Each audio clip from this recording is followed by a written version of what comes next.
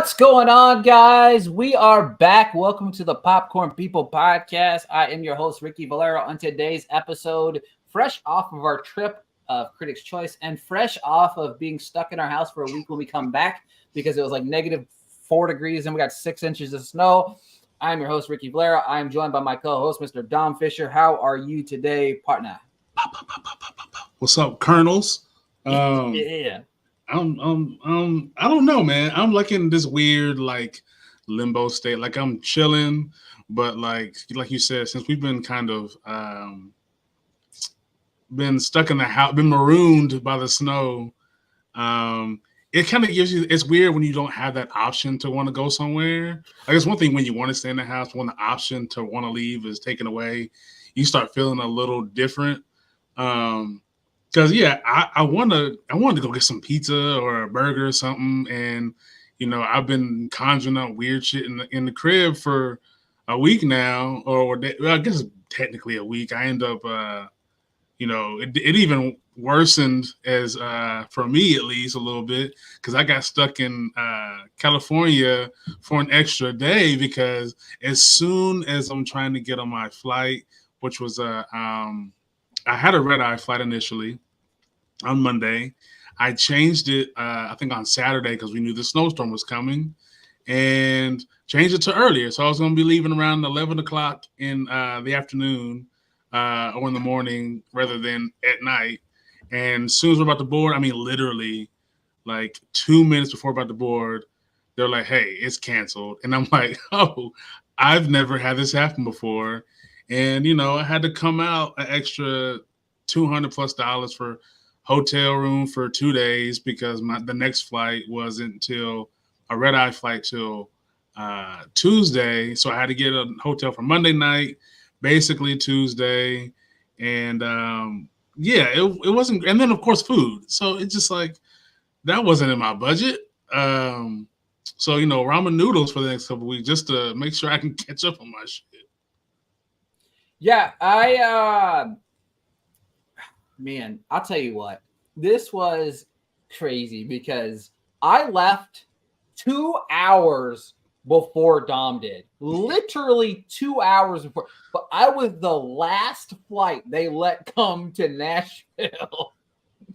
And it was like the first flight that came out of Nashville. Because I think Dom and I are on the agreement that we were going to make sure we are on the same flight plan next time. Because it's crazy to me because we had such an incredible time. And we're going to go over everything we did over the time. Basically, this episode is just going to be us talking about what we did out in LA. Critics' Choice Awards. It was great. But we did so many things out there that was so much fun. But so Dom and I were talking, we're looking at the weather, we're watching like, all right, is it the over dramatic Nashville? Are we just going to get a little inches of snow? Yeah. Is it just going to be whatever? And then as we go day by day, so from Friday, we get in LA Friday, great night, went to a comedy show. We'll dive into that in just a minute because boy, that was fun too.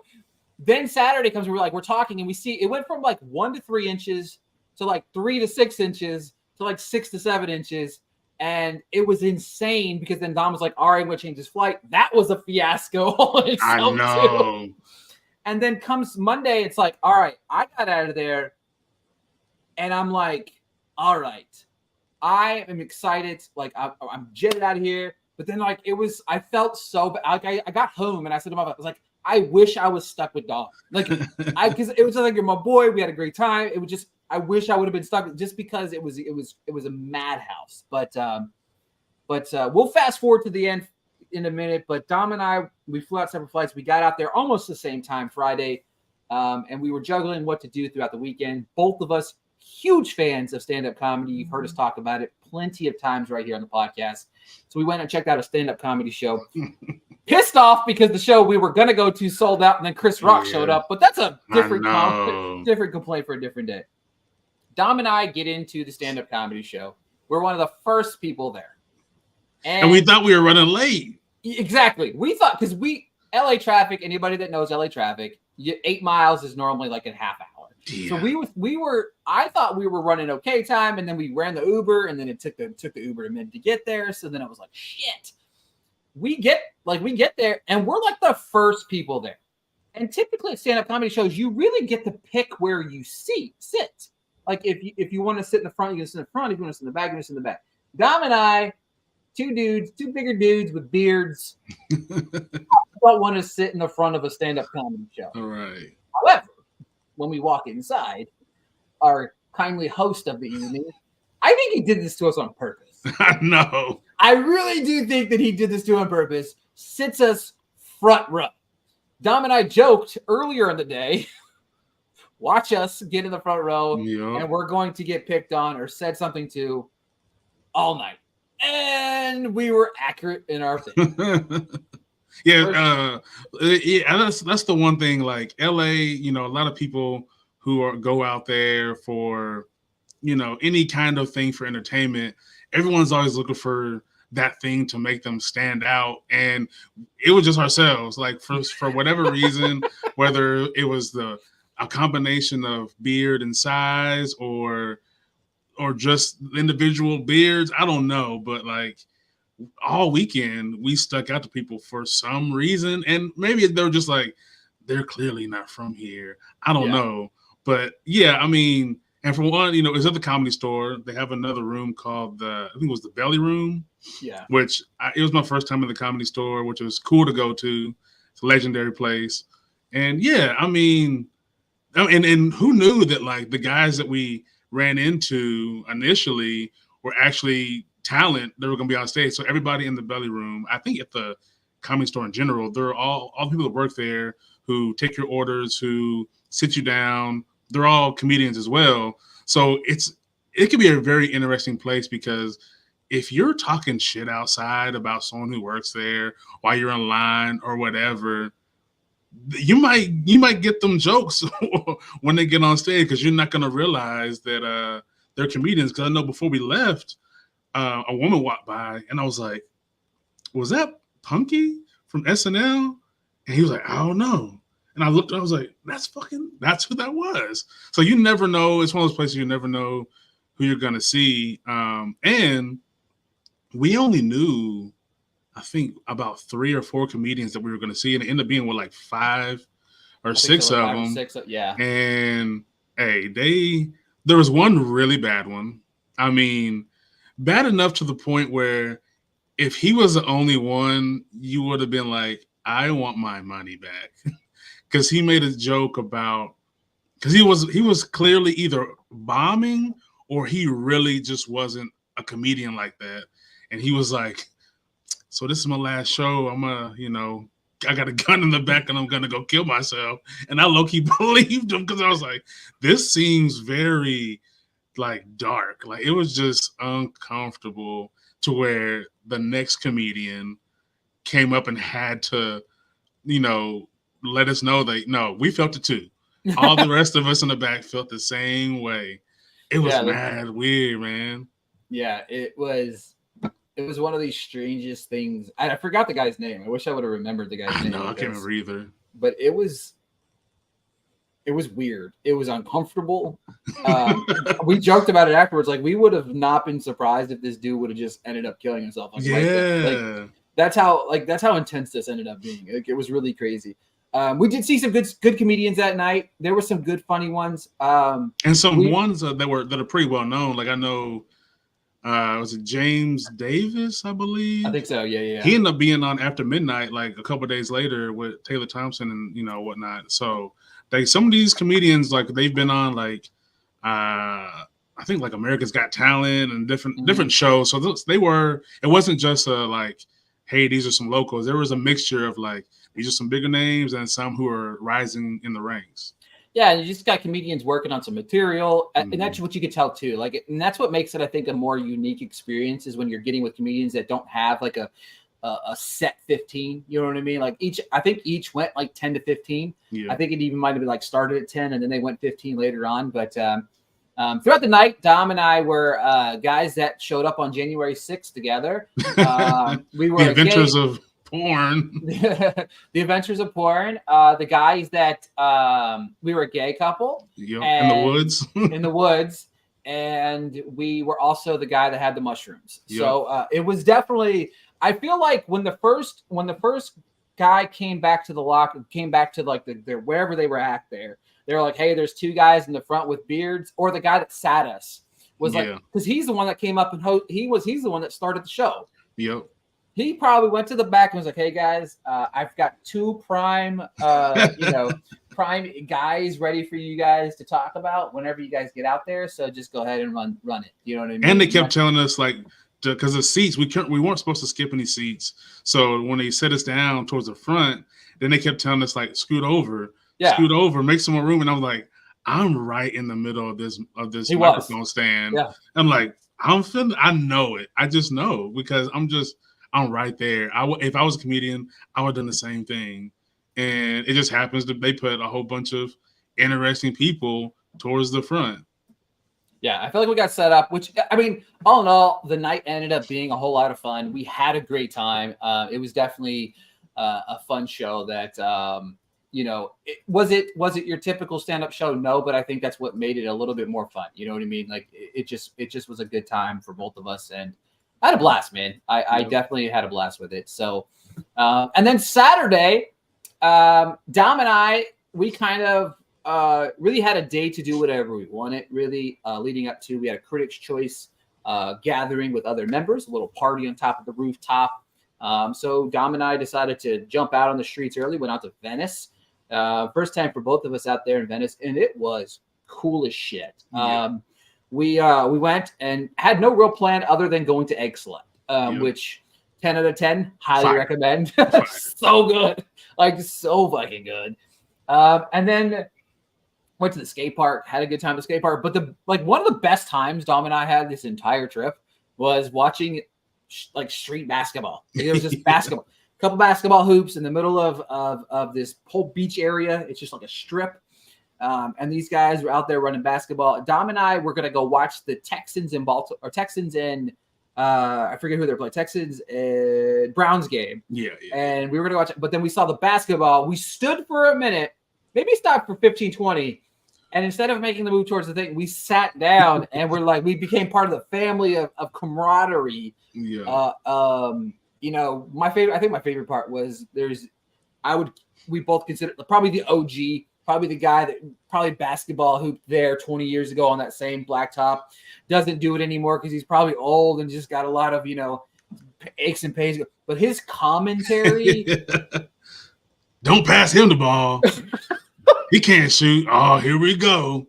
Oh, it's fucking hilarious. Like, if you are a hip hop fan and you've heard of Bigger Rankin, who talks a lot in Atlanta songs, he sounded just like in raspy, deep voice, and he was talking all the shit. Like, legitimately, I can see why White Man Can't Jump was a movie. Like, just sitting there watching that, all the different personalities, because some dudes who clearly are there like every weekend, who kind of run the court. The guys who were like, who I'm here on vacation, I want to play. And then some dudes who are like, nah, I played in college. Like, some dudes was hooping. And then there's just those guys that could probably play in the pros who just don't want to because of whatever the reason. Because some of these guys there's some dudes out there that was 6'4", 6'5". Like, there were some dudes out there with Iverson handles. And and then you had your Billy out there who like legitimately looked like Woody Harrelson now, but playing like he wasn't as good as Billy was. White Man Can't Jump, but he was out there looking like him. He was like, it's 5 to 6. He was the scorekeeper. And weirdly, as we're sitting there, we end up chopping it up with some guy from I think he was from Jersey and he had moved out there. And then, he gets real excited. Like he starts talking to us and he can tell he kind of knew people out there too. And then he gets excited about some dude over to our left. And we're like, who's this guy? He's like, you don't know who that is? And we're like, nah, who is it? And we look him up and it's this boxer who's like 22-0 or something from like Europe. And I think he's got like half his wins or knockouts. I'm like, oh, he's legit. Yeah, he was a legit boxer. We were like, at first, everybody, not just us, everybody was kind of making fun of him. We're like, dude, who, like, Yeah. some fucking jabroni that nobody knows of? No, like, Yep. he's like a legit boxer out there, and he was good, like 25 wins, 18. I don't even remember his name, but he was fighting coming up in Las Vegas. So definitely interesting because it was like. And he was cool. Like, he was cool shit. Like, sat there, like, the guy we were hanging out with, he just FaceTimed his friend, and he had no issues with it. And that was really cool. Just kind of watch it, because he didn't have to. He could have just blown his ass off and be like, all right, bro. Kind of like, fuck off type thing. You know what I mean? So, but I definitely love that aspect. Conor Benn, right? That's his name? Yeah. Conor Benn. I saw my search history. But, yeah, if you guys know that, yeah, he's a British boxer, Conor Benn. And, Yep. But yeah, that was definitely cool. And when you and then after you like look him up and then you look back at him, you go, oh yeah, he'll fuck somebody up. He just had that. So I don't know. I've been around like some MMA fighters and some wrestlers and stuff. Dudes that fight for a living have a certain like aura, a certain stance that like I don't know how to describe it, but you know it when you see it. And he definitely had that like, I wish somebody would run up on me look on his face. Oh my God, yes. Yeah, and he had his, like, I guess it would probably be his agent or something. Yeah, his camp or something. Yeah, his camp with him there, and you could tell. But like, yeah, he was definitely a guy that could just one hitter quitter you guys and not even take a second glance at it. But yeah, it was definitely cool. The basketball scheme, the party was fantastic. We went to the party. Great time, drinks, food. It was fantastic. Then of course the following day, Dom and I, we had to go out there. You know what I mean? We had to go out there and do our thing. And this was Dom's second Critics' Choice Award show. This was my first, so it was really cool to be able to really go out there and do our thing together, but separate, but together type thing. Yeah, because what people don't know, and this is also kind of felt like my first time. Because it was in a different venue. Last year, it was at the Fairmont. This year, it was at the was it the Santa Monica Hangar or the Barker Hangar? Barker Hangar. So it was a newer venue. So I'm like, I don't know what to expect as well. And what people don't know is that you don't get to pick where you sit. So even if you can't go there and you got to go to will call, pick up tickets, and you can't be like, oh, that's my homie. I want to sit with my homie. They're like, we've sat you.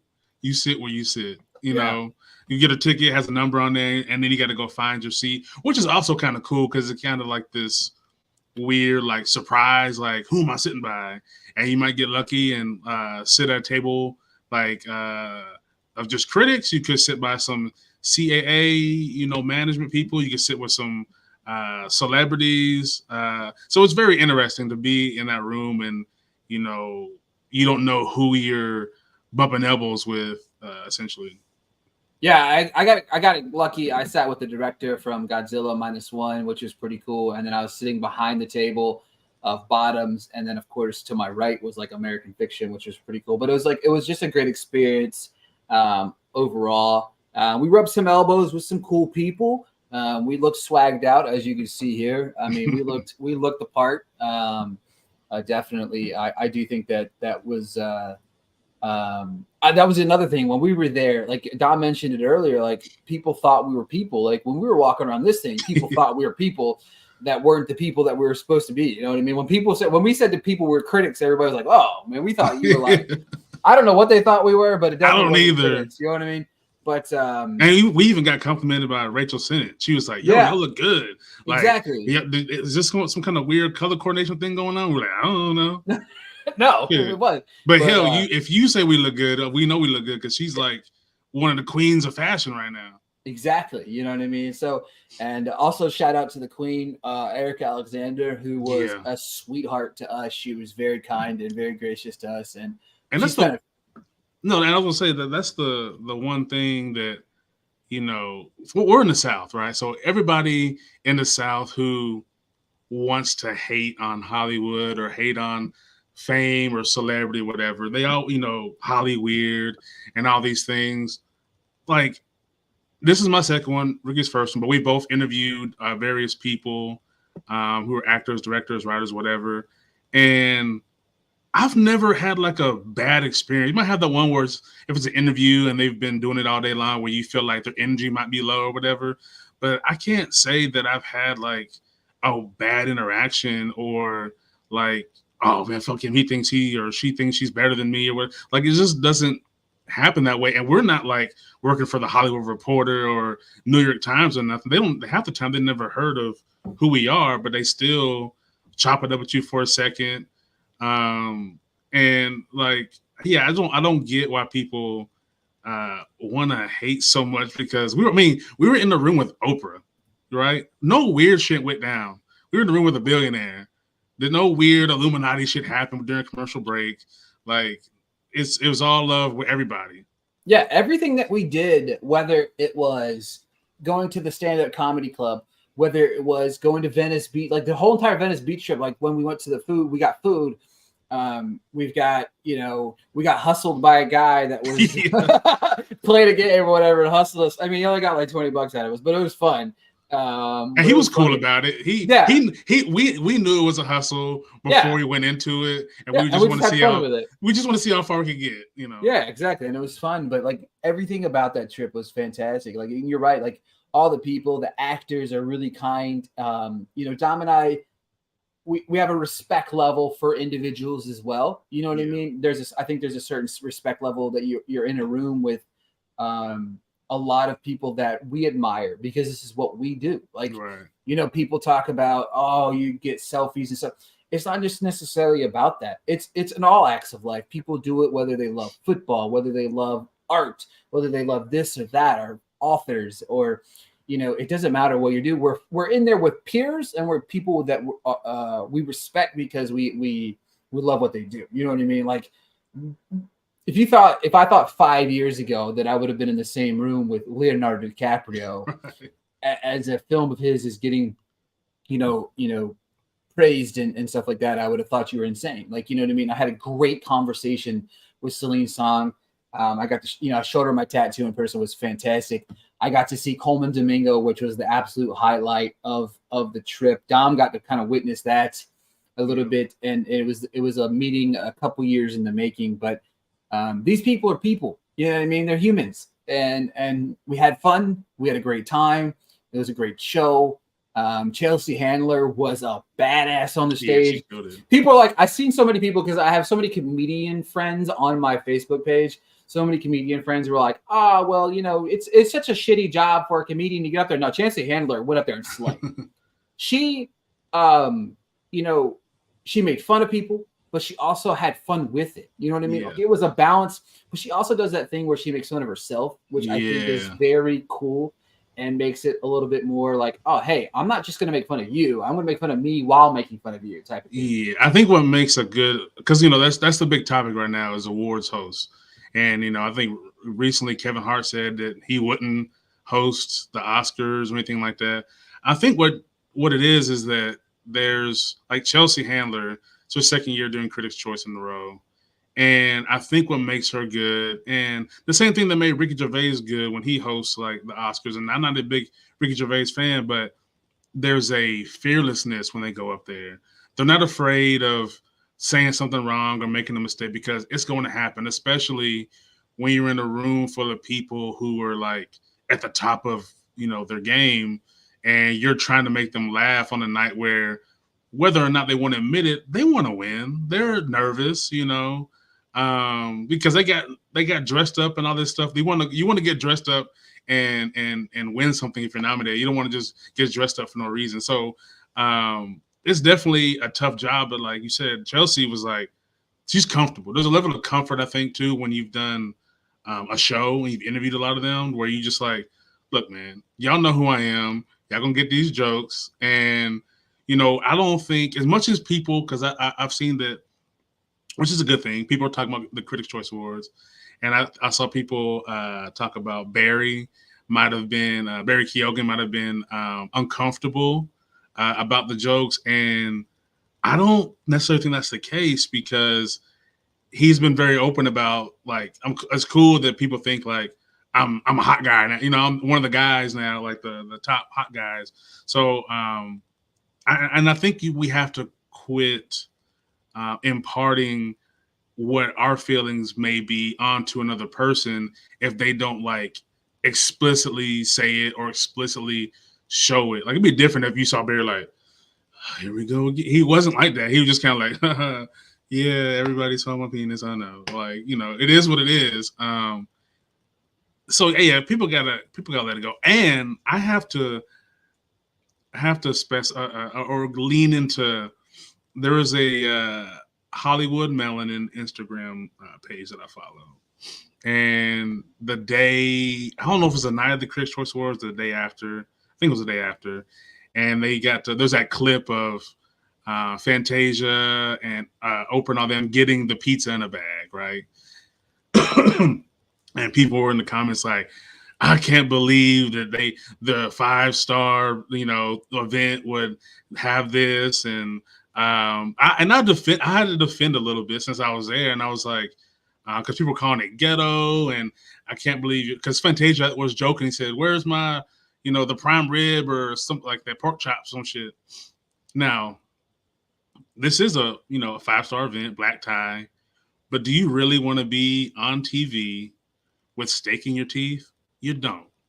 And there's a reason that the awards either have no food or we have finger foods. Like our tables had a charcuterie board with like fruits, little meats, crackers, cheeses, some chocolates, and then halfway through the show, they brought out the little pizza in a bag, that's called now, and it's a little bitty flatbread pizza about this big around that you could nibble on but not look crazy if the camera pans to you.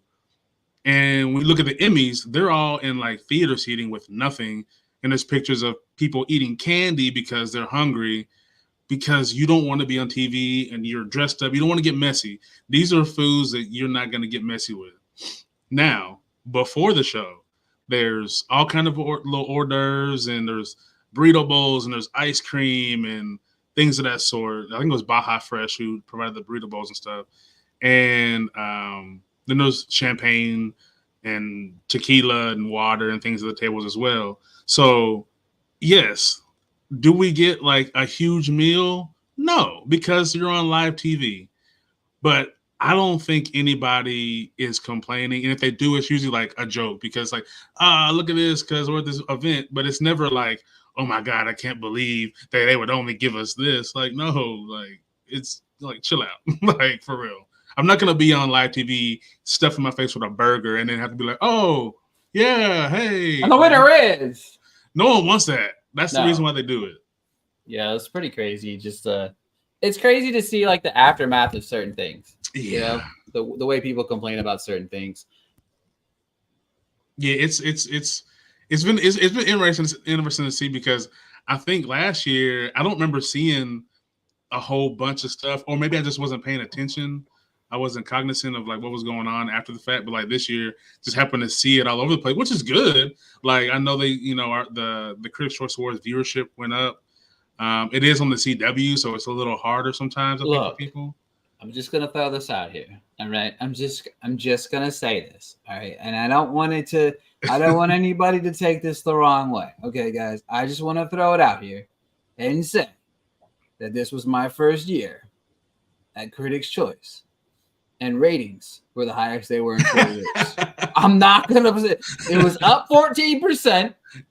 Critics' Choice was up for. I'm not gonna say I had anything to do with it, but I'm not gonna say that I did not have anything to do with it. But yeah, it was the key demographics. I do believe were up 50% as well, which is really cool. The 18 to 49 group, which is very important.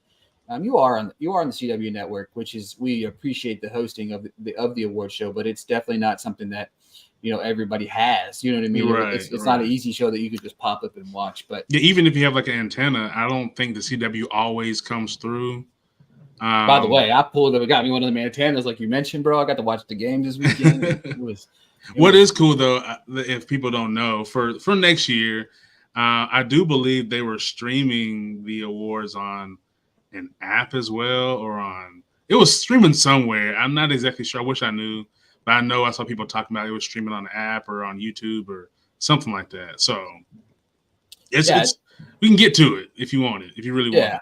You could. It's definitely exciting. Definitely loved the entire event. Now that we've been back, we've been stranded in the house. What have you watched? Anything that you're allowed to talk about yet, or because there's a lot of things that I think I've watched, but I don't know if I can really talk about. So I'm trying to battle that. I have two that I'll say, but I can't really say too much about them. Well, actually, one I can because it came out Friday, which is Cult Killer.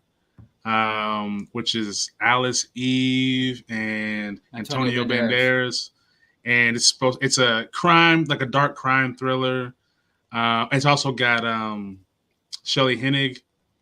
And it's a cool little noir, eerie type feeling movie. I think they really had something with this movie, but it would have better been served as a miniseries, or maybe a longer movie. I don't know which one you really want to do with that kind of content, but with them, no, look, Leo, look, it wasn't that it was awful. I don't think. I think it was that there was too much they were trying to do in a short period of time. They wanted to go over trauma and this relationship with a detective and the protege, along with tackling like abuse and trafficking. There was just a lot. There was a lot they were trying to do. I really enjoyed the atmosphere and what it could have been. But yeah, it's not one that I would rate really high. It does feel like a January film, unfortunately. But if this was a miniseries, I feel like they could go back and still do it as miniseries, like give it like a 3-part miniseries, fire. But I think they're trying to do too much with too little time, and maybe not enough of a budget. But I did watch also Underdogs, which can't really say too much about yet. But it's Snoop Dogg, and we all know Snoop has a football background. Two of his players that he coached were playing this weekend in the NFL, so he does have like legitimacy. He's been around. He's been doing it since 2005. And then I watched like Lift. I started watching the Ted series. Lift, the man. Lift is such a fucking disappointment, man. It is, man. I think those movies. I think it's not necessarily Lift itself. I think that genre type of film right now is washed. Like no one wants to really see it, and it's almost like would that really any of that really be able to be like done nowadays? Probably not. Like there's too much technology. Someone's always recording. It just I don't know, man. But the Ted series was cool. Yeah, I love that. I think my only beef with it is that some of the jokes run too long. I could agree with that. That's my only beef with it. I was like the bully, them being parents of the bully thing was just ran a little bit too long. And I was like, okay, I get it. I don't care no more though. I can agree with that as well. Yeah. It's definitely cool. I definitely think that there's elements of it that could have been better, but I feel like with it being streaming, your budget's a little bit lower. You don't have. I did like the main character though. I thought he was pretty good, and I do think that it was good enough for me. I would love to see a second season of it. I just think that there's enough there because it still has. I was afraid it was going to lose some of that comedic touch that the movie had, but it still went for it. Like still went for it. When people say that are comedians or think that they're funny and they say we can't say anything anymore, you a lie, because the content is out there, and it's not like low budget content that you don't know who these people are. Like, no, these are franchises and things that are like still throwing these jokes. I mean, even I rewatched Bottoms again like for the third time. So like the jokes are there. So like you have to like in the classic comedic form, don't punch down. You know what I mean? Yeah. It's one thing to mention something and with levity, but when you punch down is when it becomes an issue. Yeah, I definitely agree. Let's see here. What else am I watching right now that I can talk about? I definitely did watch The Underdog as well. Can't wait to talk about that. We both. You watched the? Did you watch? So you said you watched. Did you watch the Kevin James special? I was about to, and then I got sent Cult Killer, and I didn't get around to watching it. Okay, all right. You said you did like Pete's though. Right? Yeah, Peach was cool, man. Like I don't know. After watching John Mulaney's and then watching Pete's, it's like these guys. I don't know if they're both stone cold sober, but that's what they talk about a little bit. I mean, Mulaney's whole thing was about it, but Pete talks about it a little bit. And, a lot of people think like, and it goes, it varies person to person, but like, hey, I'm better when I'm high. I don't know, bro, because you sober is fucking really good. Yeah. Because I've never seen Pete with that kind of energy. And he seemed happy. I think that was the main thing, is that he wasn't up there going through an emotional thing internally. He seemed kind of happy. He was energetic, and I think he's able to mention his dad now without feeling as sad. So yeah, that shit. I mean, it was really good. It was really good. It was tight. He didn't veer off too far or anything. Like, he gave you joke after joke after joke. It was really good. Yeah, it's crazy to me. What I really enjoyed about his special was he's got a storytelling aspect that he's never really done before. Like, he had a solid 15-minute bit on the Stalker, and that's something you never have really gotten from him before. Like, he's never really crossed the storytelling line. It's just like a kind of like a funny thing, punchline type of thing. And he really, I feel like he's working on his craft, and I really enjoyed that. Yeah. Something I did watch that I can talk about, 10 Lives. It was a Sundance Film Festival. I interviewed Simone Ashley and Mo Gilligan and director Christopher Jenkins about that. That was at Sundance. Don't know when it'll come out at all. Not sure for that, but definitely was very good. Check out the interview here on the podcast. I do have Sundance this week, 24th to 28th. That should be definitely some fun. Lots of movies, lots and lots of movies. I will try. Yeah, just because it's award season, it don't end for we we start working right in the midst of award season. I think every critic kind of gives themselves like a week or two, maybe the month of January. Sometimes it's the month of January. I know a critic friend of mine. I remember I did his show last year, and I remember asking him had he seen Megan or something like that? He goes, "Oh no, I take January off." And I was like, I respect that, because he's been doing it for a long time. And I think eventually I will probably adopt some kind of same thing of I have to take either December or January off. And it's more likely to be January, because December is when we have to catch up. We have to vote, watch things that we need to vote on. And but I think that is a very smart, sane thing to do when you've been doing it for 15 plus years, where you're like, you know what, I'm gonna take January off, and then unless you're someone who's gonna go do I think besides Sundance, I think there's the Slam Dance, and then there's was it a Santa Barbara Film Festival? And there's a shit ton going on. There's a lot. So it never really ends for us. Anybody who has been doing this for a couple years will start to figure out no, there's no time off. What are you talking about? You get time off from your day job, not this. Movies are going to continue to come out regardless of what you're trying to do. Yeah, exactly. And then coming out in theaters is nothing really. It was a slow weekend this weekend. That ISS movie came out.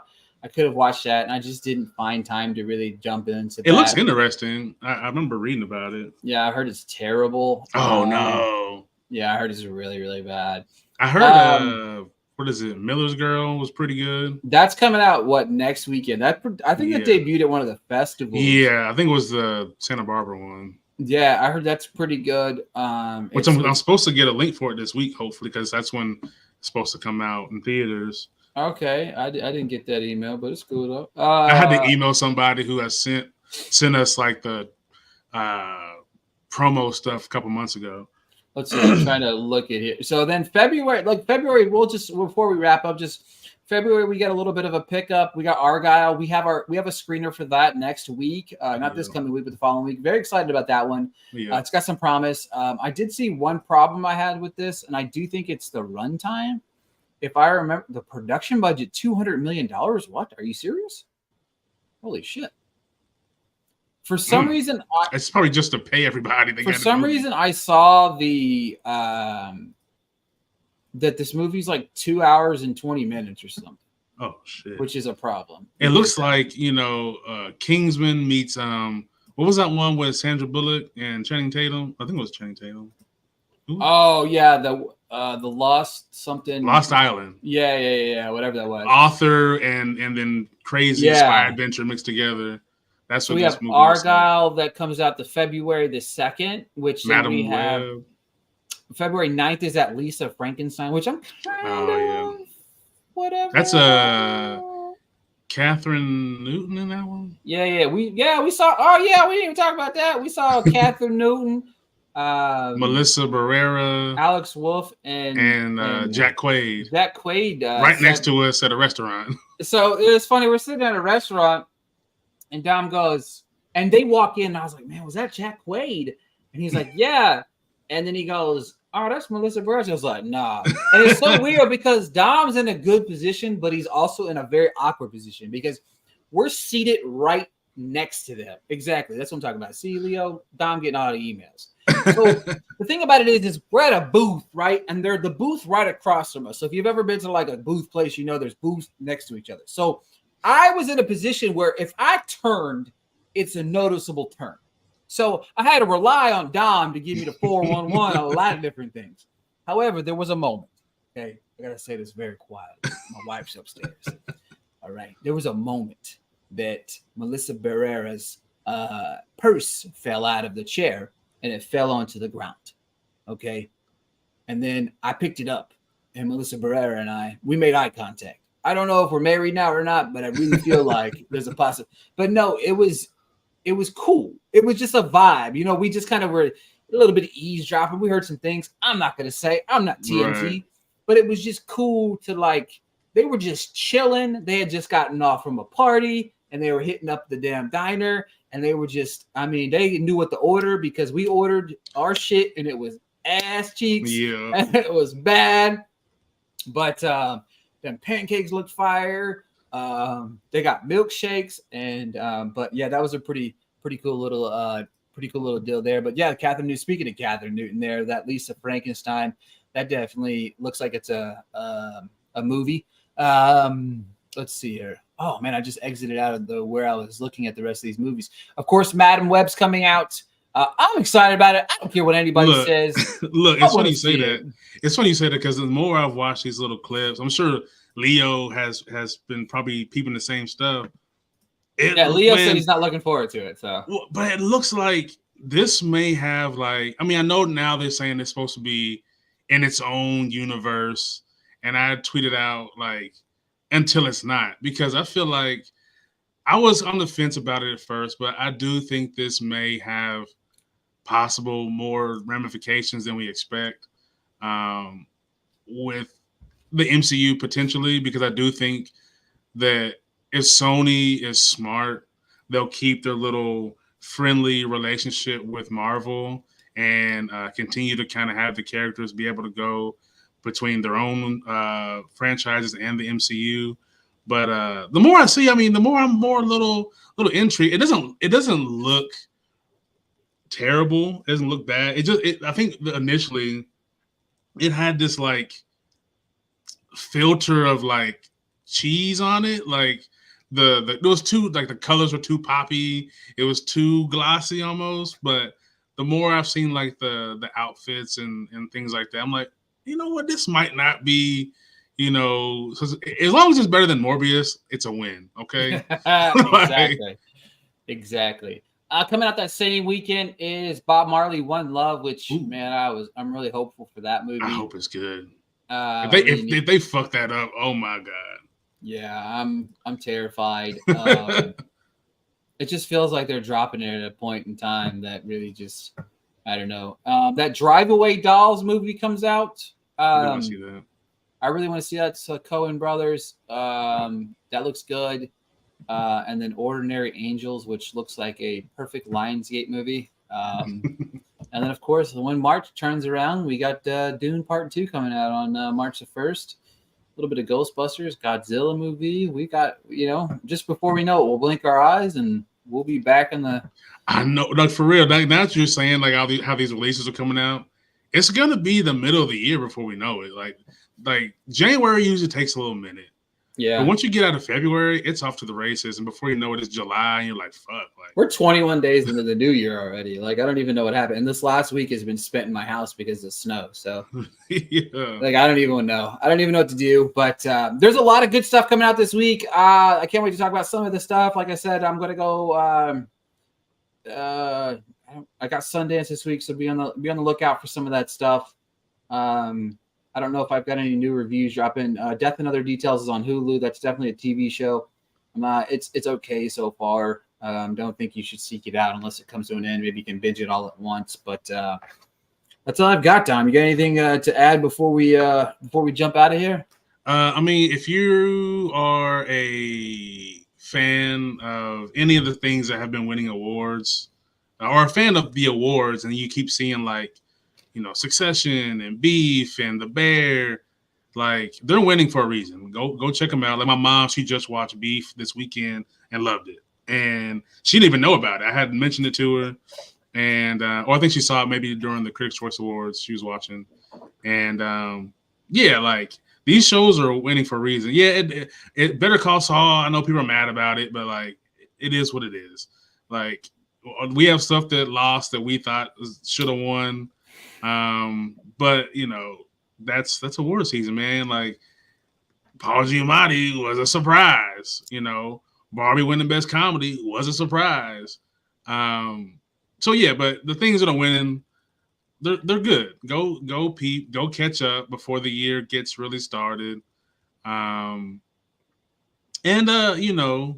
like we like to think that we all do as critics, and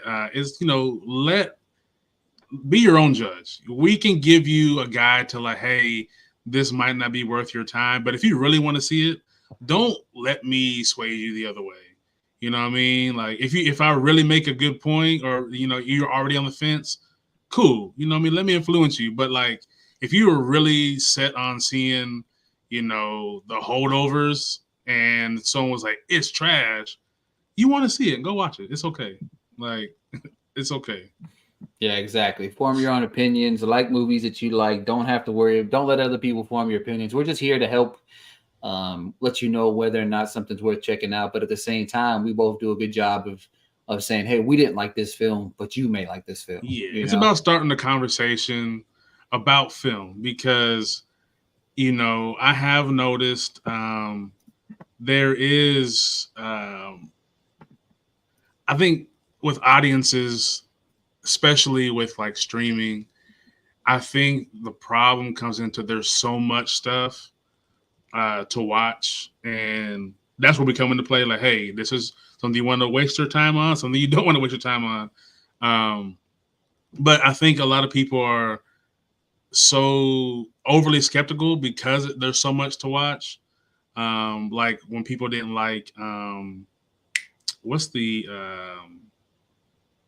End of the World joint with Mahershala and Julia Roberts? Oh yeah, Leave the World Behind. Yeah, so that thing divided everybody because people come home and they want to consume stuff that they can kind of regurgitate. It's easy to watch. I can put it on the background. So when stuff that comes out that has to make you think a little bit more, people kind of they'll shun it a little bit, and there's a lack of like film understanding sometimes because it's not exactly what people expect, and that's the point. These artists are trying to make things that are new and original, thought-provoking, and if you want the same old thing, you can watch your reruns. But if you want to watch something new that's gonna like open your mind, you have to be open to things playing out differently, and I think that's when you'll really start liking a lot more films. And your catalog may be 100 deep, but once you open your mind a little bit, it may be 500 deep, 600 deep, and then you're going to be like us. Yeah, exactly.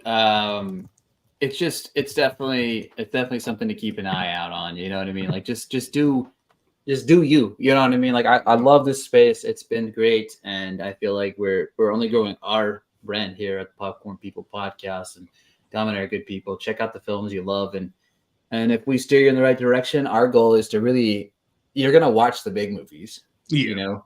But Dom and I watch so many of the movies that you might not watch that we can help you say, hey, definitely check that out. So that's all we got for this week. We'll be back again next week. Tuesday, I might try to spice up some stuff with the Oscar nominations. That should be fun. It should be definitely an interesting conversation.